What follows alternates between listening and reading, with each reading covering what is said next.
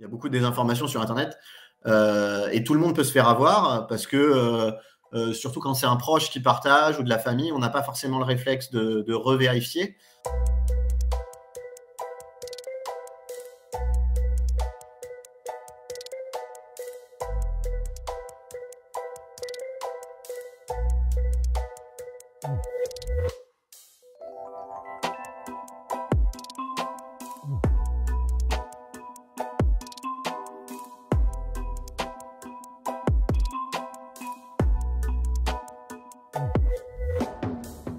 Dans un premier temps, on suggère de voir si la vidéo n'est pas ancienne. Ça s'appelle une recherche d'image inversée. Il vous suffit de faire un clic droit et normalement, vous aurez une option qui s'affichera sur votre navigateur qui s'appelle rechercher cette photo avec Google. Et en fait, le moteur de recherche va vous proposer toutes les fois où cette vidéo ou encore une fois cette photo a été utilisée sur les réseaux sociaux. Méfiez-vous si la photo a été publiée il y a 4 ans et qu'elle est censée montrer le conflit actuel.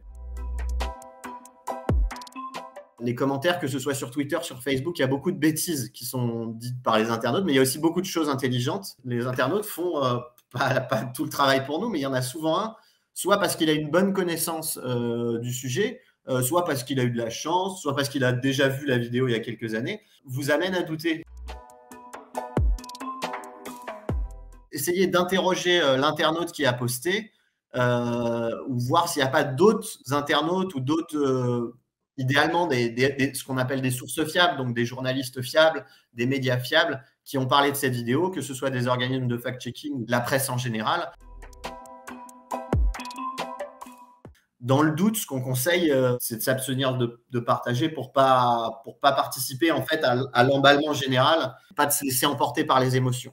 Ces publications, notamment, qui véhiculent de la désinformation, souvent, elles jouent sur les leviers de l'émotion, justement. C'est souvent des vidéos ou des photos touchantes, parfois violentes, qui sont censées nous faire réagir. Et c'est ça, notamment, un des fonctionnements premiers de la désinformation et de son aspect viral, quoi.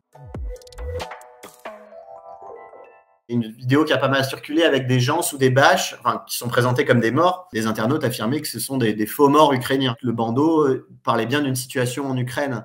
Le reportage, lui, n'a pas du tout été retouché.